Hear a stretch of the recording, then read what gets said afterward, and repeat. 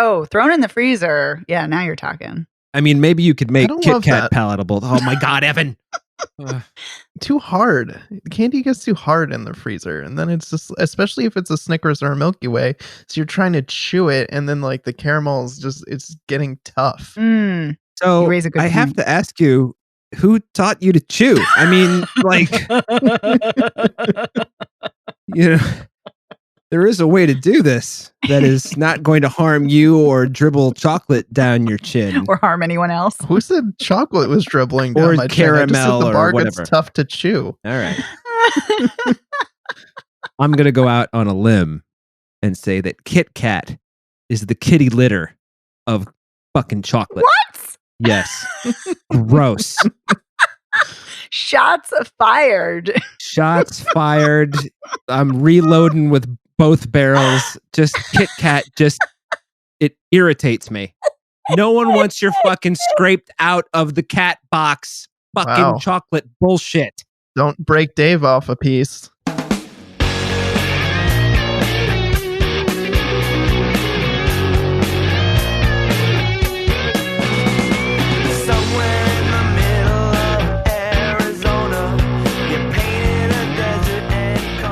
Welcome to Spoiler Piece Theater, the podcast that doesn't give a shit about spoilers. We just want to talk about the movies.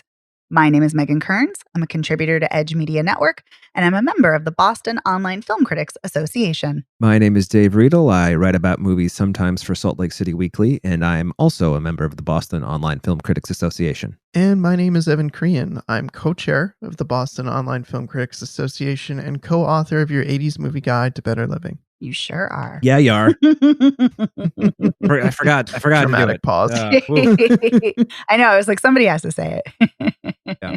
So this week, we are coming to you right after the election. So we're not really going to talk about it because we may still... It hasn't been decided yet. Hasn't been decided. Yeah. We may be a little traumatized from it.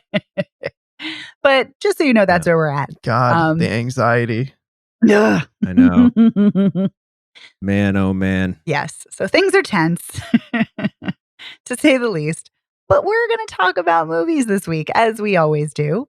And this week, it is a film festival bonanza. Ooh. Yes. Mm-hmm. As we're going to be talking very briefly about the Boston Jewish Film Fest.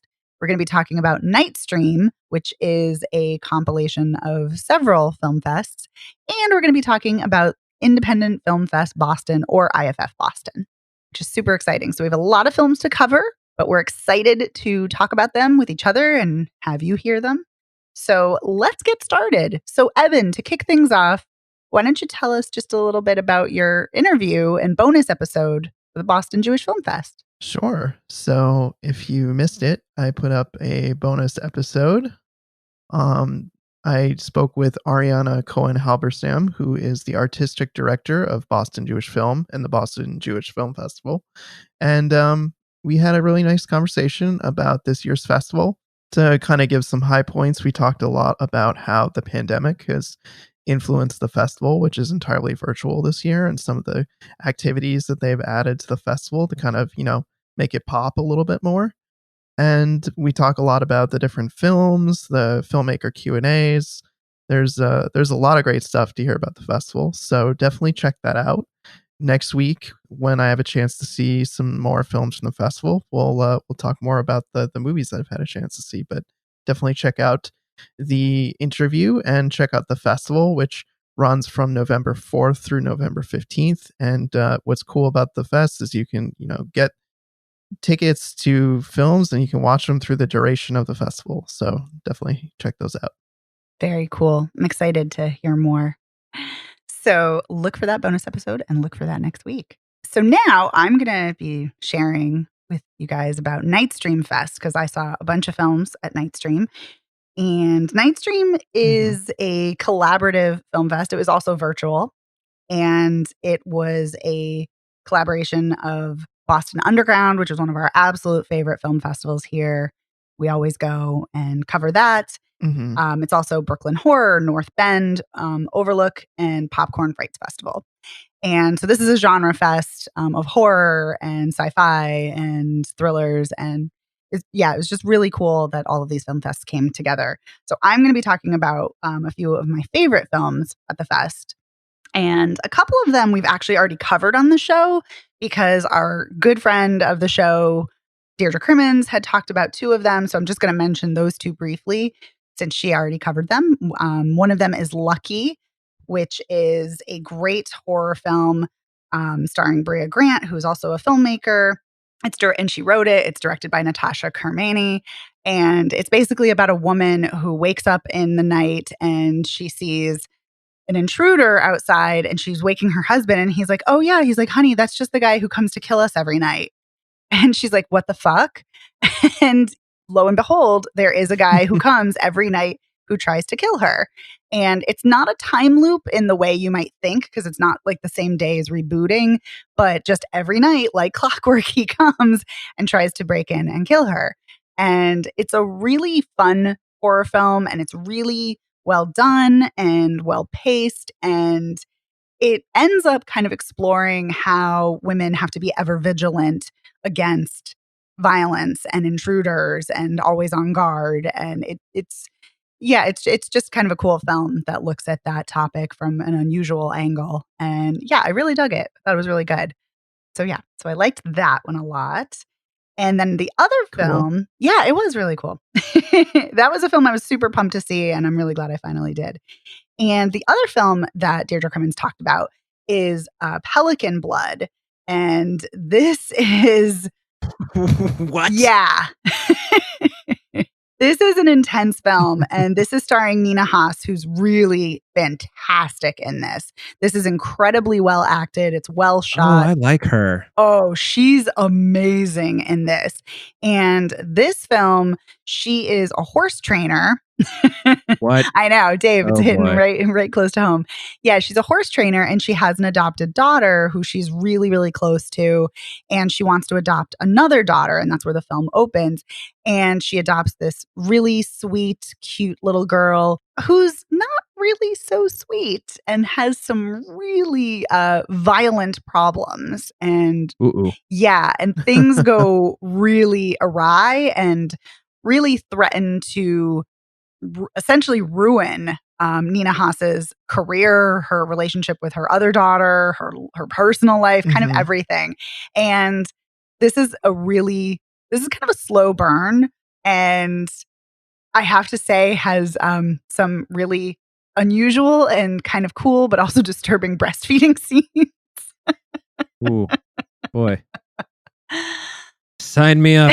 Good to know. Yeah, but this was an intense film. But I really, really liked it tremendously. It's really looking into some really tough issues regarding motherhood and children and difficult children. And because Nina Haas's character doesn't want to give up on this girl, because she's like, I don't want to just abandon her. You know, she needs a lot of love. She's been traumatized in her life. And yeah, it's kind of like, how far do you go? Like when is enough enough? And yeah, it's really well done. A really fantastic film. That's cool. But I just want to break in here and say that the original German is Pelican Blut. So. Yes, that is the original German. Thank you. Yes. And this is another woman-directed film by Katrin Gebbe. And yes, Pelican Blut is is the name. But yeah, great acting, great Sounds film. creepier. Oh, it is. And then two other films. Another film I saw was Buio, known as Darkness in English. And this is an Italian film. And this is a film about three sisters, young girls who live with their father. And the apocalypse has hit and they cannot go outside. Only men can go outside. Women cannot, because their skin will be burned off. And so all three girls live in this house and never go outside. And they wait for their father to come back every day with food. But as things go along, they start to wonder, did the apocalypse really happen? Or is our father an asshole who is trying to control us and keep us inside?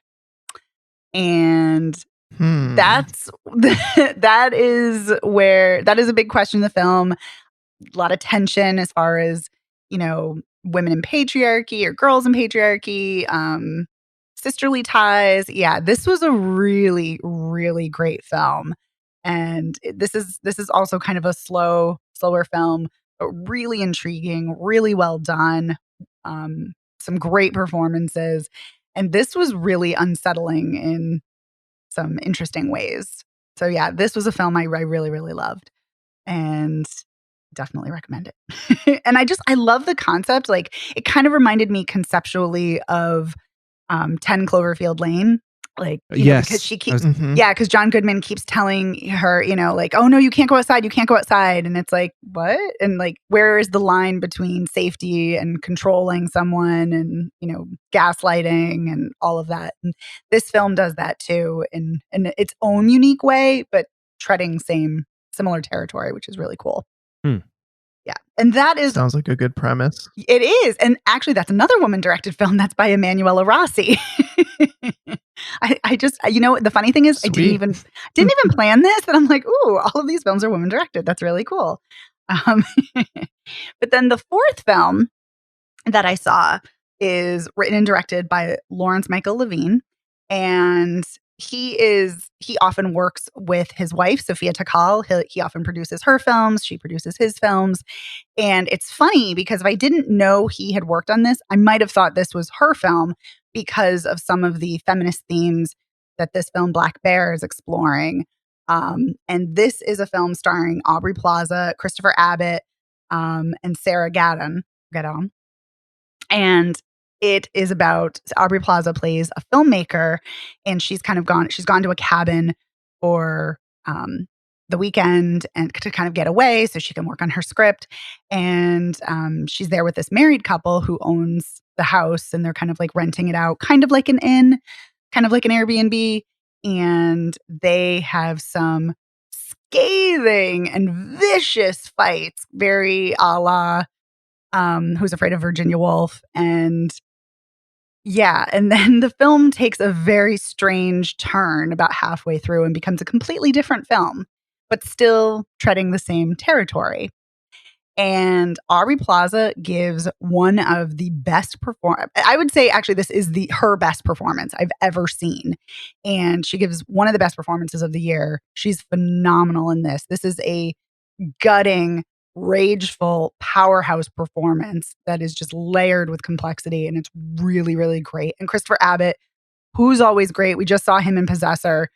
He's always great. He's great in this too. And Sarah Gadon is really great in this as well. Like, all three of them are just really, really working incredibly well together and playing off of each other so well. And this is exploring women in art. It's exploring marriage and relationships, feminism, gender roles, a whole host of things. And it's really, really well done and tense and interesting and little strange, but yeah, really great film. This is a film I have not been able to stop thinking about since I saw it about a month ago. It's always the mark of a good movie. Yeah. Yes, exactly. Yeah. So this comes out in December on VOD and I think limited release. And I'm actually really excited to see this again because this was so good. And Aubrey Plaza is just like, holy shit, wow, she's great. Coolness, man. Yeah. So I saw a bunch more that were good, but those were my top picks for Nightstream. Cool. Sweet. I'm sad I missed Nightstream this year. I Yeah. was traveling, I think, that weekend, so I wasn't You able were. to catch up with those films. Yeah. I would have loved to have seen some horror movies, but I do have to say, since we watched so many horror movies and then I watched a bunch on my own just because why not? I'm a little burnt out on the horror lately. Yeah, I know. Crazy. You can only see somebody get stabbed with a machete so many times. So I was going to say that made me want to talk about something else, but we don't have time for it. But I saw the scariest film recently, but we'll talk about that another time. okay. So anyway, speaking of horror. But yeah, so now we are going to dive in deep to IFFBoston, Independent Film Festival Boston, which we all their saw fall films focus. at. Yes, their fall focus series. So IFFBoston usually runs in April And then they do their fall focus, which is kind of like their mini film fest. But thanks to COVID, they were not able to do their regular film fest this year. So they did their fall focus virtually, which was great and super exciting that we were all still able to see some of the fantastic films that they curated. Yeah. Evan is going to kick things off, and he's going to kick things off by talking about two films that he saw, Night of the Kings and MLK FBI. Yeah. So there were 10 films in their lineup, right, Megan? That Yes, they 10 had films. for the fall focus. Mhm. I was able to see 4 of them, and so I saw Night of the Kings, which is written and directed by Philippe Lecote. Honestly, it's kind of a hard movie to summarize from a plot perspective because it's got a lot of kind of inside lingo. But the short version is that it's about a young man who arrives at this prison on the Ivory Coast, and it's this kind of remote prison, and it's run by this guy who's, you know, the crime boss of the prison, and everything kind of goes through him, but he's dying. And so, you know, he's trying to cling to any last vestiges of power that he can have. And so he appoints this young man as what they call in the film Roman, which means that he's a storyteller. And there's this whole thing with like a red moon coming out. And so it's his job to tell stories and keep the prisoners entertained until sunrise the next day. And so he's tasked with telling, you know, stories, and it's a very immersive film. The world of the prison feels like its own world with its own rules and people. And I found that aspect really intriguing. And I like that this has this kind of weird mythology to it. I think what's really one of its strong suits is how it celebrates West African oral storytelling traditions. We find out that this young man, his mother is or was a griot, which is like a storyteller, like a traveling storyteller and performing artist. And so it feels very appropriate that he ends up getting named as the storyteller. I think I loved when he was telling his story because he tells a story about this well-known crime boss named the Zama King. And I love when we're hearing about the Zama King and we're seeing Zama King's story. But I think the film's biggest issue is it kind of jumps in and out too often. So it never quite picks up a cohesive rhythm. And I think that was something that I struggled with, is being in the prison, being in the story, being back in the prison for a while, being back in the story, and just not feeling like I was getting traction on either. But it's a very vivid film, and the storytelling I think is really well done when we're in the story, hearing about the Zama King. And I don't know why, but I just feel like in some ways this movie reminded me just a tiny bit of City of God, just a little, in terms of like the vibe of the Zama King and his kind of mythology. It just felt very City of God. And actually, you know what? Now I remember why, because they actually mentioned City of God in the movie. Now that I'm remembering it, they actually mentioned the fact that he named his gang the Microbes after City of God. So that makes more sense why it kind of was stuck in my head. That's too funny. But yeah, so I mean, I liked this movie, but I thought it was, you know, good, but not great. Mm-hmm. So then I'll move on to talk about MLK FBI, which is a documentary directed by Sam Pollard, and it has writers Benjamin Hayden and Laura Tomaselli. I believe it's because it's adapted from a book or like an article or something. So it kind of needs that kind of focus. it needs like somebody to kind of create the narrative from that, or adapt the narrative, so to speak. And the documentary is a look at how the FBI ran a campaign to intimidate and to discredit Martin Luther King Jr. And it delves into the way that they gathered information on him under the guise of trying to stamp out communism because of MLK's ties to this Jewish lawyer who was well known in the communist political movement, and then just using that as an excuse to enact this horrifying racist agenda where they gathered all kinds of dirt on him in an effort to kind of dissuade him from his civil rights efforts and from protesting, and particularly coming out against Vietnam, which is when they like really stepped up their efforts. So it's a documentary that really delves deep into both the FBI's campaign against him, but also his personal life and some of the things that they were kind of exploiting in his personal life.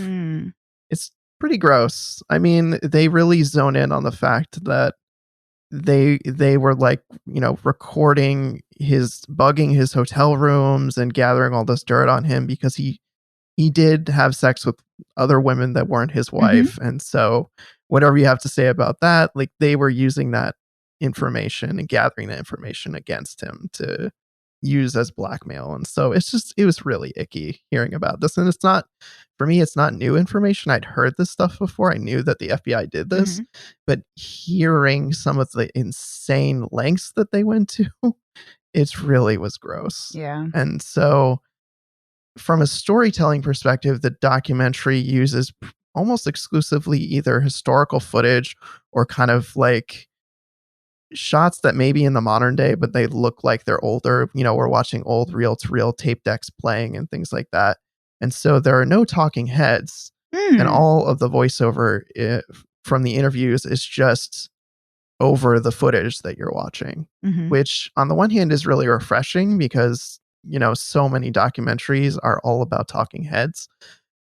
But on the other hand, it's a little tough, or it was for me, to sink my teeth into the interviews because you get a very quick lower left corner of somebody's name. You don't get their title. So you don't get their title. You don't see their face until, you know, like basically the end credits when they start showing who these people are that have been talking the entire time. And I admit I struggled with that because I think not being able to see someone and relate to their facial expressions and their mannerisms in ways that they were talking about the subject, it made it harder for me to assimilate the information, like to think about what they were saying, because I kind of was like, they were just kind of like this disembodied voice.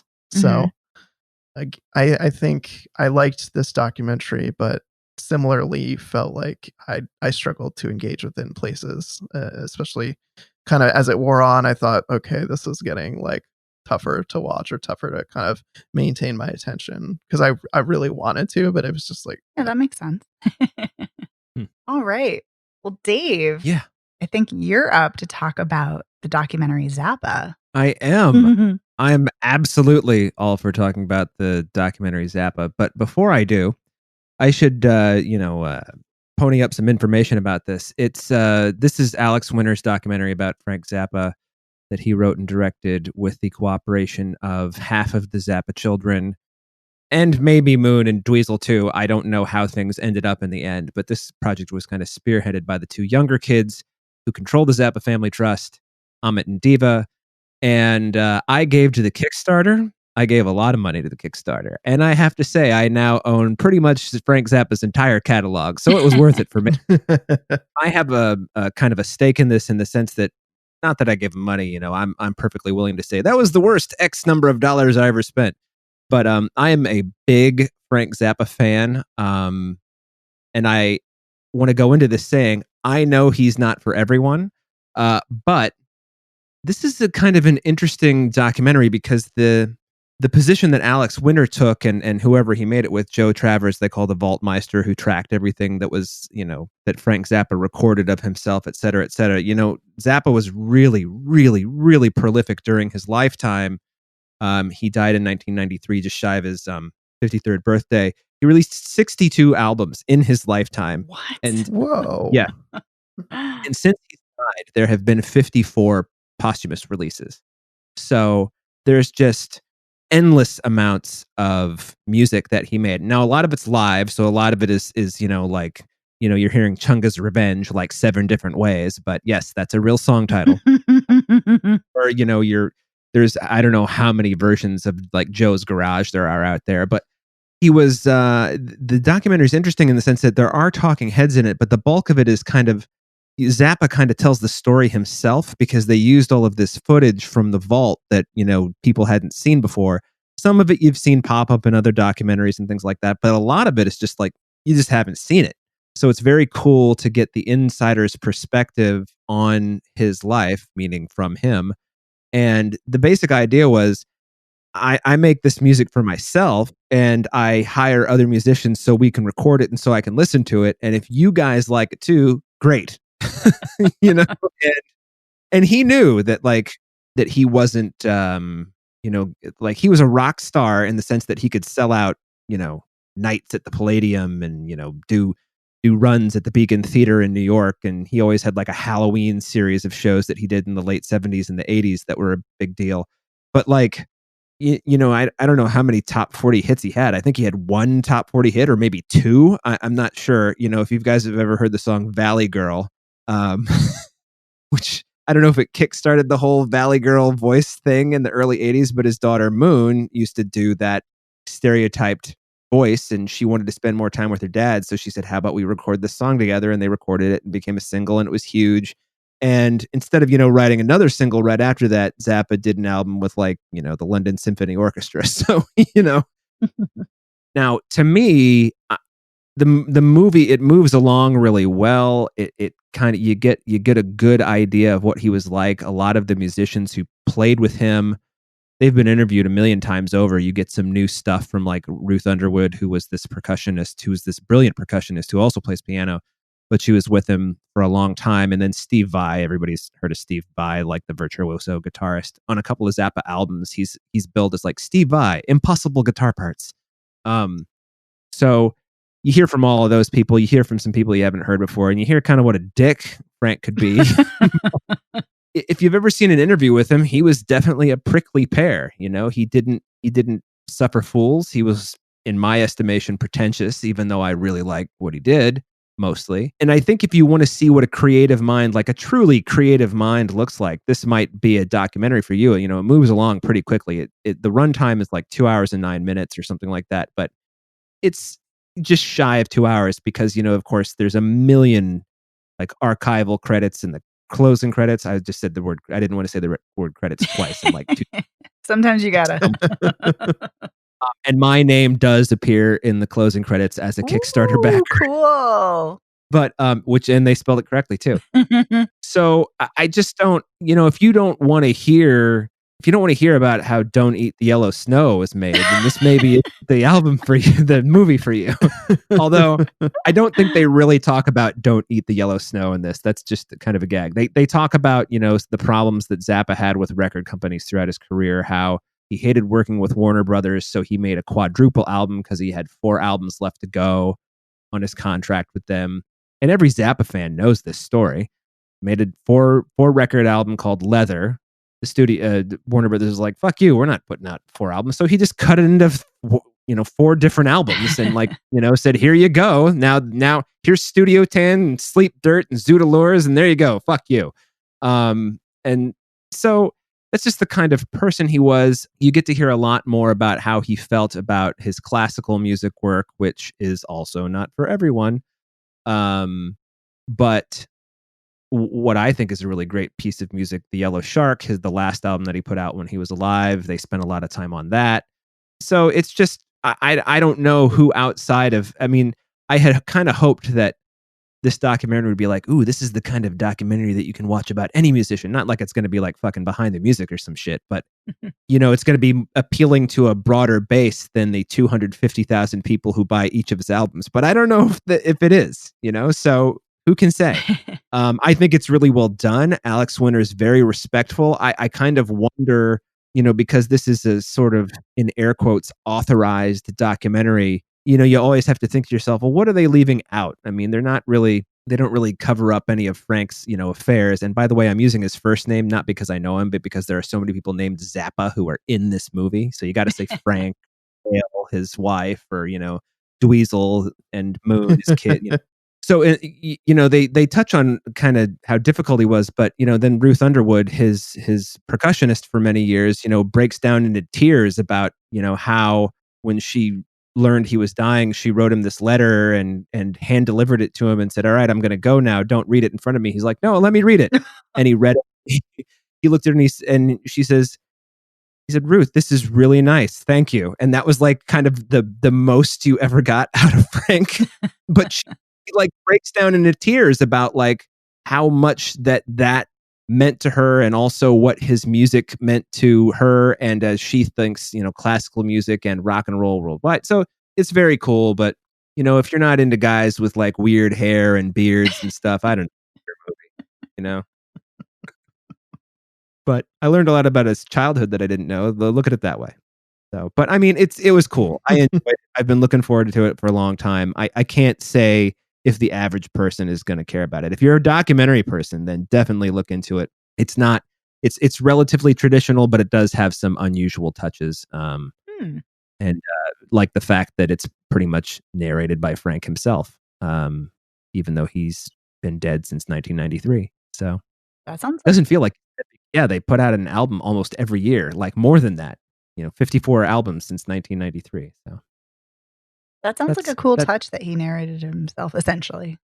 Yeah. I kind of wonder like how much of the vault footage they had to go to and transfer, and because Zappa was always on top of whatever the newest technology was, but the newest technology in 1976 was 3/4-inch tape, and like the fuck, man, you got to like literally heat up those tapes so that the tape doesn't stick together when you rewind it, and like whatever. So I know that because I used to work with tape.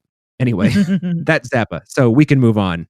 But I had a good time, and I would recommend it to people who like documentaries and people who like creative minds and music generally. Very cool. All right. Well, now we're going to talk about more films, and I'm going to be sharing some of the films that I saw, which are Minari, Farewell Amore, Freeland, and Undina. And Minari is a film I was super, super excited to see. Probably because it does star, but I was going to say probably I was excited because it stars Stephen Yeun, whom I love. I love him in Burning. I loved him on The Walking Dead. He is such a great actor. Yeah. And he's fantastic here, as he is in everything. And this is written and directed by Lee Isaac Chung. This is a semi-autobiographical film about his childhood growing up in Arkansas on a farm with his father and mother and sister. And the film is starting where they pull up to the farm, and this is his father, who Stephen Yeun plays. This is his father's dream. His father and his whole family, they lived in California, and they were chicken sex checkers, like to weed out who was a female chicken and who was a male chicken. And his father wanted more for their life. I thought that was going a different way. Yeah, I did too. Surprise! It went in a much more tame way, normalized way. But yeah, so his father. Phew. Yeah, right.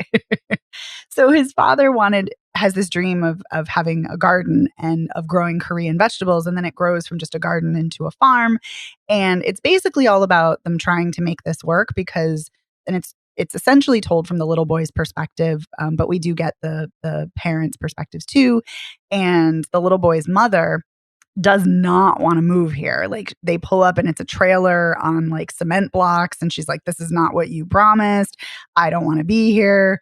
And so she's really miserable because she doesn't really have a community because they're Korean, and she doesn't really have anybody she can talk to except for somebody that she ends up becoming friends with at the plant that she works at, where again she's checking the chickens. And so it's about this little boy's childhood, who is based on Lee Isaac Chung, and the mother of his grandmother comes to stay with them to watch him because he has a heart condition. And so he can't run, and he has to be really careful. And that's another reason why the mother's really scared about them living kind of in the middle of nowhere, because she's like, it's far from a hospital, and what if something happens? And the little boy really wants nothing to do with the grandmother. He doesn't like her because she's weird. She's not like a traditional grandma. She doesn't bake cookies. She's kind of pushy, and she likes to gamble, and she's really funny. But he's like, "You're not like a grandma." And he's like mad. But he slowly warms up to her because she is an incredibly lovely and supportive and loving person. And it's just a lovely film. It's beautifully shot. The performances are wonderful, and it's just incredibly heartfelt. And by the end of the film, there's a tragedy that happens, and I was just crying and crying because it's just so well done and just really great. So, very beautiful film. And Steven Yeun is getting a ton of buzz, like Oscar buzz, and I hope he gets it because he definitely deserves it because he's amazing. Yeah, he's fantastic. I really want to see this film. I was bummed that I didn't check it up, and I'm hoping to in the near future because he's just awesome. Mm-hmm. He's great and everything. He is. He's so good. And he's just really, really subtle here. I mean, he's kind of subtle in many things, but yeah, but this is just a really restrained and subtle performance, but really good. And it's just, it really shows how this marriage has changed. Like when the grandmother comes, she talks about how they used to be so in love and they used to dance to romantic songs. And they're like, we did. And because like all we see them do is bicker and fight about how they want completely different lives, because she wants to live, back in California where there's a Korean community, and he wants to live on the farm and really pursue his dream. And he wants to leave land to his children and wants to make something of himself. And yeah, it's a really fascinating look at at immigrants and family, and yeah, it's wonderful. But also kind of along those lines, also speaking of an immigrant story, Farewell Amore is also an immigrant story, and that is written and directed by Ekwa Msangi, and it is about a family who is reunited after being apart for 17 years. And the father and husband of the family, Walter, has been living in the United States all this time. And while his wife and daughter, Esther and Sylvia, have been living in their homeland of Angola. And so there's talk about civil war because their daughter was born right like during the Civil War, right at the end of the Civil War. And that's why Walter left, to make a better life in the US and to get a job. But there were a lot of troubles, as there are often, with immigration and being able to get his family to the States. So the film opens with them all reuniting for the first time in the airport. And then the film is told kind of in a triptych where we get Walter's perspective and we get Sylvia's perspective and Esther's perspective. And it's really cool that we see some of the same scenes, but from their individual perspectives, because it's not as great as it is that there's a reunion. It doesn't really go as they thought, because as you learn, Walter had a life. He had a girlfriend, and that his wife didn't know about. And his wife is now very devoutly religious, and which she was not when they got married. And the daughter wants to be a dancer, which the mother has a massive problem with, because she's like, no, you should just be studying and you should not be dancing. And so it's kind of like all of these different lives and perspectives kind of all colliding. And it's kind of like, what do you do when you don't know the person that you thought you did know and you loved and your family? What happens when you don't know them anymore? How do you move, through that? And it's a really well done film. It's really, really well acted, and it's a very bittersweet film. My only issue with it was the ending feels a bit too tidy, a bit too neat, for such a complicated, layered issue. But aside from that, it's a great film, and I really, really enjoyed it tremendously. And it's a really great story that's not often told, about how immigration keeps families apart for so long. So I was really, really glad that this film does this and does it so tenderly. So the next, Yeah, you're right. oh yes, They don't tell those stories often. no. I mean, we definitely need more stories of immigrants and yeah, and stories of people of color and all of that. So, but yes, more stories, more diversity in stories. So the next film is Freeland, which is starring Krisha Fairchild, whom I loved in Krisha, so great. And also stars so great. Oh, so great. Also stars Lily Gladstone and Frank Mosley. And Lily Gladstone, I also love. She's amazing too. And this is written and directed by Kate McLean and Mario Forloni. This is about a woman played by Krisha Fairchild, who's an aging pot farmer, and she grows weed illegally in California. And this is right on the cusp of when California was switching over to being legal. And she's basically losing her way of life, essentially, because since she's been doing it illegally for decades, like people don't want to necessarily work with her anymore because she gets an abatement and on her property because she doesn't have permits and things like that. And so she has all these legal problems and issues. And then because she's brought into the law, or because there's a suit against her, then her name is in the papers. And so her suppliers who she'd been working with, they don't want to work with her anymore. So everything just kind of starts crumbling and unraveling rapidly for her when she'd had this like really like great way of life, for decades, where she, basically ran her own business, lived her life the way she wanted to, was her own boss, and now it's all just disintegrating before her eyes. These two filmmakers had done, I think about 5-10 years ago, they'd done a documentary short about pot farmers. So I'm assuming that's why they wanted to do a narrative film, because this is their first narrative feature film about this. And this is okay. I wasn't super enamored with it. I wasn't as engaged as I kind of wanted to be. But Krisha Fairchild is great. She is, a really good actor, and Lily Gladstone's great. And it's kind of interesting to see how desperate people get when things start to unravel and kind of the drastic measures they take and things like that. So yeah, so this film kind of goes to a super drastic place that I kind of wasn't expecting, but this was okay though. I wasn't over the moon for this. Thinking about Over the Moon last week. but this had some good acting. And this might be a weird thing to say, but I don't know, but the land that she lives on, wherever they filmed, was absolutely stunning. It was just some gorgeous shots of the land. It was just incredible. But yeah. Cool. Mm-hmm. And then the last film, well, not really the last film, but the last film that I just saw is Undine, which is a German-French film directed by Christian Petzold.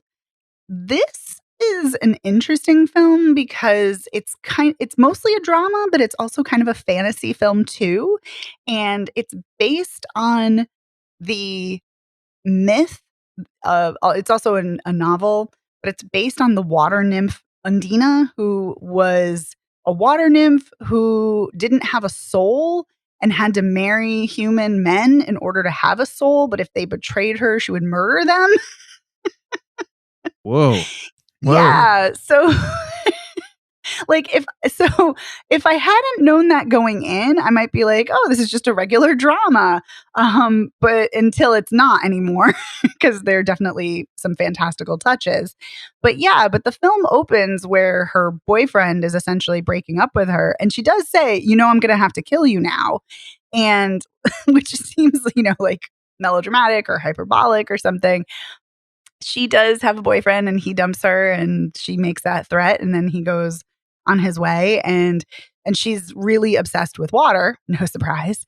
And she meets a diver and they instantly have this bond, instantly have this connection and start a romance and they're very much in love.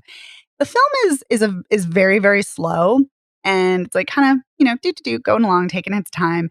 But then the last half hour becomes extremely emotional as the diver, her boyfriend, he has an accident when he's underwater and he's essentially brain dead when he's like brought back up, and then he's rushed to the hospital and they find out he's brain dead. And she essentially makes a huge sacrifice to bring him back to life. And it is gutting and just incredibly sad and romantic. And so the last half hour is kind of that and how she makes this sacrifice for him, but then they can't be together. And it's just like, and so he's like searching for her because he doesn't know what's happened and he doesn't understand where she's gone. And it's really sad, but really, really well done. Sounds cool. Yeah, it is. It has kind of like magical realism in a way to it because for the most part, it's like, I don't want to say normal, but just like kind of like, real life. But then there are these moments, like I said, these fantastical moments, which is really cool. So yeah. So it's so the cool ending, the third act is just, oof, Really good. Really, really well done. Very emotional. But yeah, so now Evan and I have seen our last two IFF Boston films, which are Little Fish and Sound of Metal. So let's talk about those, which I'm excited to talk about. Yeah, me too. So let's talk about Little Fish first. So Little Fish Okay. is a sci-fi film, and it's directed by Chad Hartigan, and it stars Olivia Cooke and Jack O'Connell. And they are a married couple. This film takes place a little bit in the future, and there's a pandemic, which is eerily similar to what's Ooh. happening now. But with this pandemic, people lose their memories, and they might lose them Yep. slowly, little by little, or they might lose them just snap all at once. And it is this was a devastating film. I was sobbing through most of it. I loved this. Yeah. It was rough to Yeah. watch. It's devastating. It's not an easy watch for a lot of reasons, but it's a very compelling metaphor for Alzheimer's and dementia. It's just the memory loss and the feelings of helplessness that the characters feel. It's just gutting. And it's so sad because so the wife, she's the one who knows, she remembers everything, and her husband his memory is slowly disintegrating before her eyes, and she keeps trying to remind him of things, and he just doesn't remember. And then she encourages him to get this surgery, this experimental trial surgery. It's just, and then there's something she says that is just right in the beginning. She says it, and it's just so sad right from the start, where she's like, something to the effect of, how do you grieve when a whole country is grieving? Or like, where is there space to grieve when everyone is grieving? And it's so true and just so sad. And like watching him where he doesn't want the surgery, but she wants him to. And she's like, why won't you do this? And he's like, it's my life, my memories. I don't want to do this, my body. And it's just, they're both right. Like, they're both right. Yeah. Well, and then the really tough thing is when he does agree to sit down and be evaluated for the trial. They are going to admit him, but they say he can't do it because he's done drugs, and you find out that he's been clean for 4 or 5 years, and he saw an old friend and he just forgot and did drugs, and so that was why they weren't going to let him into the trial. But also, once they realized that the trial, this new treatment might work, it's really shitty because the people who own it start shutting everybody out from it. So it turns into this kind of crazed situation where people are making YouTube videos and trying it at home. And so he convinces her to try it on him since she works as a vet tech. And yeah, it's also gutting because it doesn't work. And then the other gutting thing that I knew was coming, and that makes it worse, is right from the beginning of the film, you see what you think is their first meeting. And she's like, oh, cool dog. Is this your dog? And what's his name? And then later in the film, you find out how they met was at a water park. And so you're like, wait a minute. They didn't meet at a beach with a dog. They met at a water park. And so it's like, oh, fuck, oh, fuck, oh, fuck. This is coming. And oh my God. And then the ending, Jesus, just gutted me. It's super sad because she loses the last of her memory, and he loses the last of his while they're on this walk at the beach. And so I wonder at the end, when the dog comes up to her and he starts talking to her, does this kickstart a new relationship based on the fact that they literally remember nothing from before? Right. Yeah. And it's interesting because so she's narrating through a lot of this because she's writing things down because she's trying to, retain these memories.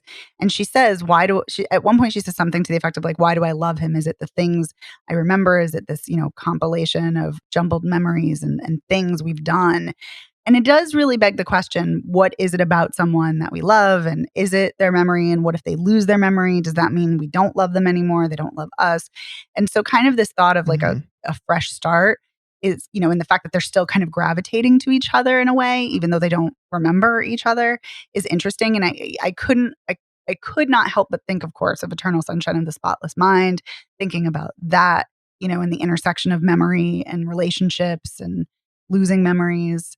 This was so well done. I really was into this, and I love their relationship, and I love, I really loved this film. Thought it was really, really well done. It was not an easy watch, but it was really good. One of the things that fascinated me was that, so this is based on a short story by Aja Gabel, but it's adapted by Mattson Tomlin, who also wrote Project Power, which I think is a funny juxtaposition of sci-fi. You have this kind of big sci-fi and this little sci-fi, and I feel like the little sci-fi, like we've discussed on the show, because it's a narrow premise, I think works so much better, and it feels so much tighter, and you don't spend a lot of time in this movie thinking hard about the specifics of the disease. I think they do a really good job of showing it and explaining and kind of tracing the disease's effects through their own lives, but also their friend. You see their friend going through some of these symptoms and flashbacks. And so I think that actually works to the film's advantage in terms of making this feel real and believable and cohesive. And I completely agree with you. But we still get touches of what's happening in the outside world, due to news reports and seeing, like people rushing the clinics and things like that. So there are glimpses of what's going on a larger scale, which is, I think, really, really a smart decision that it's contextualized, but it's really so centrally focused that you really feel it so impactfully on this particular couple. And speaking of Mattson Tomlin, I can see why people wanted his Project Power script, because this is a great script. So I can definitely see why, but this worked much better than Project Power, but that's a whole other thing. Right. Yeah. To your point about the touches of the outside world, I think for me, one of the most haunting things was the line about how they discovered when the first pilot forgot how to fly a plane, and you just see pieces of debris of a plane floating in the ocean. Oof. Yeah, and they're like on a bus, and the bus driver just like wanders away. Yeah. Or like the woman who forgot to stop running. Like somebody had to go get the marathon. Yeah, she just kept running. Yeah, they had to go get her. Like, I'm like, oh my God. Yeah. Do we have anything else, Evan, we wanted to say before we move on to? Oh, I would say in terms of spoiler territory, content warning, there is a not easy to watch scene involving her being a vet tech and having to put animals to sleep. So I knew you were going to say content warning. Like, the dog scene was brutal. Yeah. Be forewarned. All right. Well, let's talk about another movie that absolutely destroyed me, aka Sound of Metal. Yes. Which is a film starring Riz Ahmed as a drummer in a metal band with also Olivia Cook. Double feature of Olivia Cook as his girlfriend, Lou. And she's the singer in this band.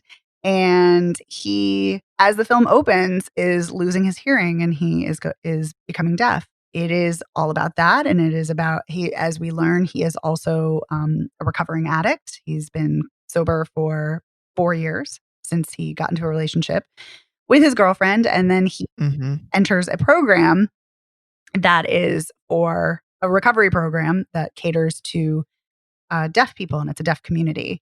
I have to say, first of all, I have to say, Riz Ahmed is always an outstanding, unbelievable actor, and this is by far, I think, my favorite male performance of the year. He is so incredible and just unbelievably good in this role.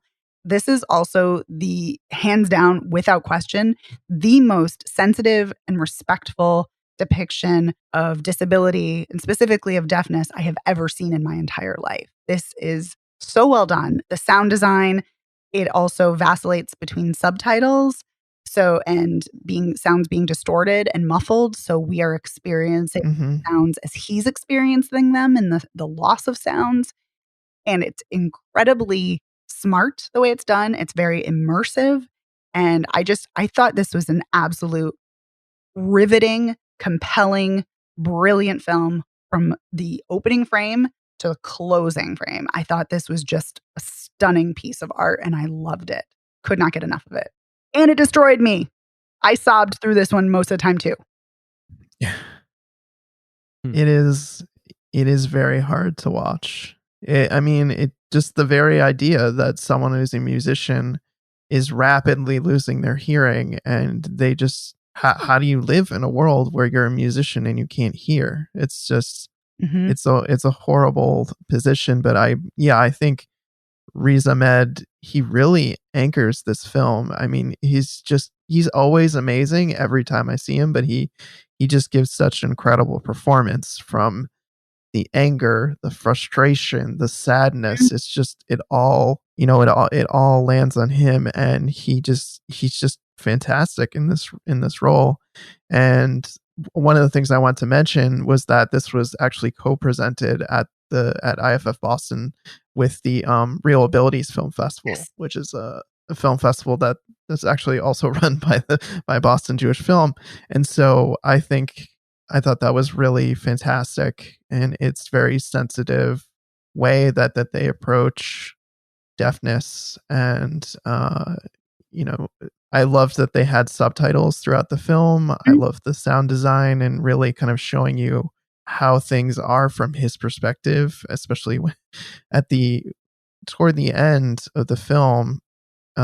He decides to have cochlear implants.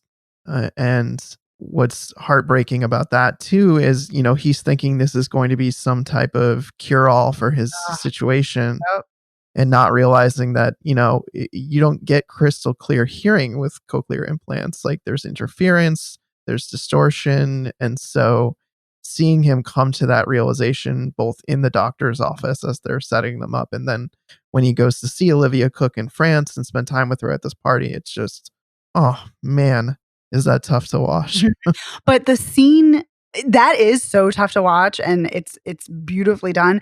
But I think the most gutting scene is when he's talking to Joe, who runs the program, and he's telling him, he's like, I got these cochlear implants. I don't want to really have to defend myself.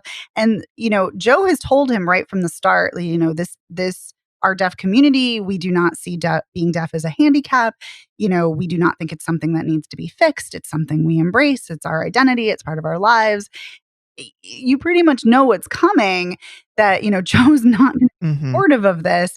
But that to me was the most beautiful and devastating scene, because he doesn't understand that not only is our cochlear implants not going to restore his hearing the way it was, but that's not really the problem. The problem with him is that, like, he can't sit still. Earlier, like, Joe even says, like, or maybe it's even in that scene, he's like, you sound like an addict to me, because you can be sober but not acting it. Like, you have to have certain like routines and behaviors. And he's sounding very, frantic and frazzled. And it's just, he doesn't realize that that's not this, like, it's not a panacea. That's not going to fix everything in his life. Like, he needs to be able to be Hmm. okay with himself. He needs to be able to sit and be calm. And so when Joe tells him, like, because Joe had offered him a job and was like, you've become such a part of the community. We would love it if I would love it if you, worked for me here with the program, or if you worked at the school with kids, because he goes to school to learn sign language, and he, forms attachments to the students there, which is so lovely to see. And you see him being immersed in this community, and they embrace him, and he's embracing them. And then he gets the cochlear implant. Hmm. Joe's like, you can't stay. You've betrayed my trust, and I can't get that back. And you need to leave now. And it's, and this is after he's, asked to borrow some money to pay, so he can get his RV back, because he sold his RV in order to pay for the implants. Yeah. And it's And all of his musical equipment too. He sold everything. it's so sad. But that final scene where he's in Paris, and he's sitting there, and he takes off, the part of the device that allows him to hear, like, that attaches to the implant, and he takes it off, so it's just dead silence, and he's just finally sitting still. I was like, that's it. That's the peace. That was the peace that he had been looking for. Ugh. Yeah. I found that kind of predictable that he was going to get there, but it was still, it was still good. I'm still glad for him, because otherwise, like, everything is in ruin. And I think he's even realized that with, his relationship with Olivia Cook, that's kind of toast too. Like, I don't want to say she's outgrown him, but she has found a new life for herself and a new way of things. And it just seems like he doesn't fit in with that anymore. And so he's like truly like starting from square one again. Well, their relationship is so interesting because like you see her arms, like she's a cutter and she's like, she's self-harming. And when, and she even says like when she's like, you need to go into this program, you need to get right. And he's like, I don't want to live without you. And she's like, I'll hurt myself. And she's like, I will hurt myself and I can't do that. And so she leaves. And then, you see her and she seems to be flourishing, doing great, living with her father, in Paris. And then they're alone together and she starts like clawing at her arm. And it's like, oh, fuck. Like, even though they love each other, he says, you saved me, which is such a, beautiful, like that's not her job to save him, but that's such a kind of beautiful, heartbreaking thing to hear. But it's clear that there's a toxicity there that like she's not able to take care of herself if she's worrying about taking care of him, which is super codependent. And it's such a subtle moment, but it's clearly layered with so much there, just so much history. And the fact that like he got, sober, like you find out that, he was with her for 4 years and he got sober for 4 years.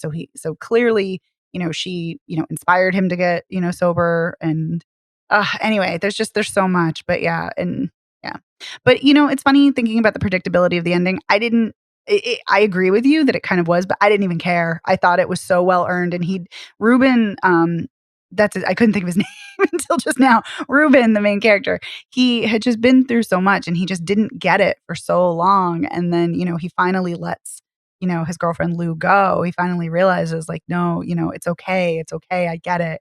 And he leaves on his own, volition. And then he finally gets it. And it's just, it's sad that it took him losing everything to get it, but it's still a hopeful ending that like he'll be okay. I'd like to think.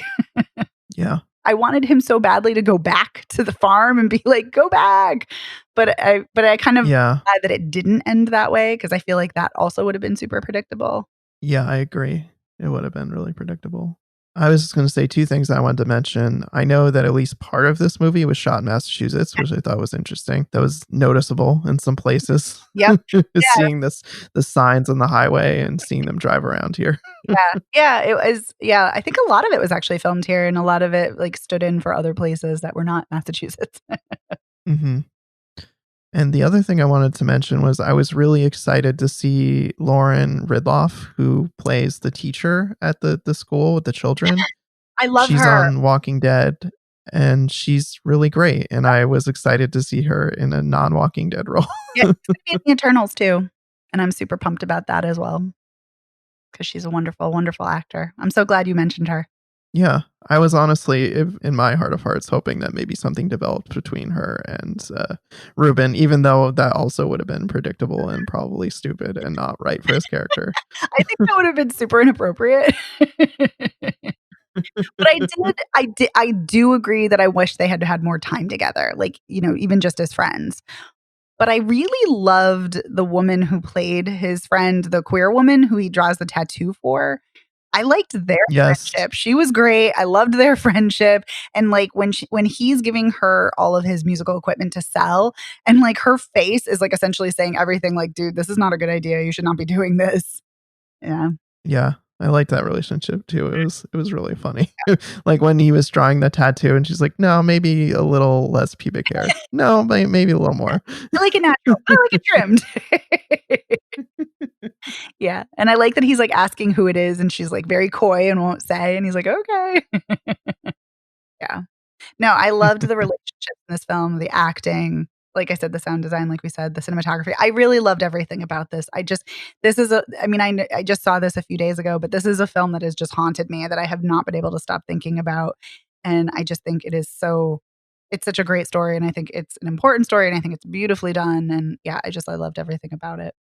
Yeah. I think for me, it was maybe a little long and a little slow, but really that was like my only qualm about the movie is that the rest was just, I think, fantastic. And this movie is going to be available soon for people to see. I think in the next like week or two, it should be available for people to see. So I highly recommend seeing it.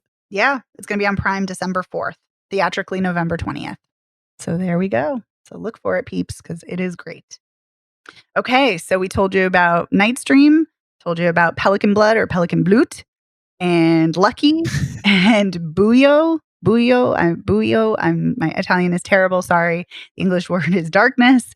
And Black Bear. And those are all, I would say, all of them are great genre films. Definitely see those when they're available.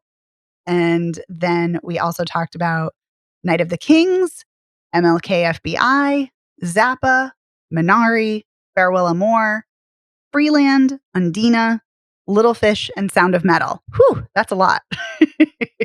Yeah. Yep. So, Night of the Kings, Evan, would you say see it? Yeah. Okay, there we go. MLK FBI. Yeah. All right. And Dave, you would say see Zappa, correct? I would. Excellent. Dave, I feel like we haven't heard enough of you this episode. It makes me very sad. Sorry. I would say definitely see Minari. Farewell Amore, definitely see. Freeland, I think you can skip. And Undina, it's the first hour is slow, but the last 30 minutes are definitely worth it. So I would say see it just for that, if nothing else. And then Little Fish and Sound of Metal, I would say definitely see them. What say you, Evan? I would say see both, but go in to each knowing that you're going to have it's going to be a rough watch emotionally. Steel yourself. All right. Well, that's going to do it for this episode of Spoiler Piece Theater. We want to thank our amazing editor, Otto Clammer. Otto, you are fantastic. You make us sound great every week. Thank you. You are amazing. Thank you, Otto. Thanks, Otto.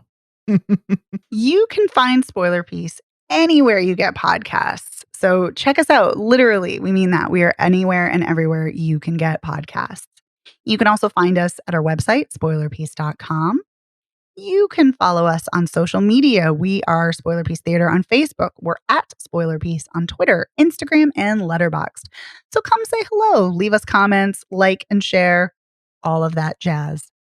You can also email us at spoilerpiece@gmail.com, or you can call us at 862-21-PEACE. Leave us a message. We love messages. Email us. We love those too. We just love hearing from you and having you reach out to us. And if you like the show, please rate and review us by going to ratethispodcast.com/spoilerpiece. That really helps us out a lot. We also would be really appreciative if you wanted, that will take you to your platform of choice to rate us. But we also would be really appreciative if you rated us on Apple Podcasts, because that's just super helpful so other people can find us. And if you like the show, like really, really like the show, come on over and join our Patreon. For $1 a month, you get a shout out on the podcast. For $5 a month, you get to listen to weekly bonus episodes that we do, such as this week, we did a patron's choice, which was the Chinese sci-fi film, The Wandering Earth. And for $10 a month, like that patron, you too can tell us what to watch each month. And we will talk about it on a bonus episode, which is pretty cool. Yes. So we want to take this moment to thank our amazing patrons. Yeah, we want to say thank you to Bill Scahan. And please, Bill, correct us if we're saying your name incorrectly. We want to say thank you to Sean Pensionar, to Christopher Jensen, to Bob Chipman, Charlie Nash, Davida Margolin, Zach Pigeon, Chris Wilkinson, Elisa. Thank you for telling us how to pronounce your name, Elisa. Max Colville, Shona Glasgow, Rory Glenn, Shelley M. McCaskill, Mike, Lord of the Sith, Deirdre Crimmins, and Shauna Harris. Thank you, patrons. So, my name is Megan Kearns. I am a contributor to Edge Media Network. I'm a member of the Boston Online Film Critics Association. You can follow me on Twitter at OpinionessWorld and on Instagram and Letterboxd at The Opinioness. My name is Dave Riedel. I write for Salt Lake City Weekly. You can follow me on Twitter. Wait a minute. I'm also a member of the Boston Online Film Critics Association. Let me throw that in there first. But on social media, on Twitter, Instagram, and Letterboxd, I'm Dave Sees Movies. And my name is Evan Crean. I am co-chair of the Boston Online Film Critics Association and co-author of your 80s Movie Guide to Better Living. And you can follow me on Twitter and on Letterboxd as Real Recon. Thanks so much, and we'll see you next week. Thanks, patrons. Bye.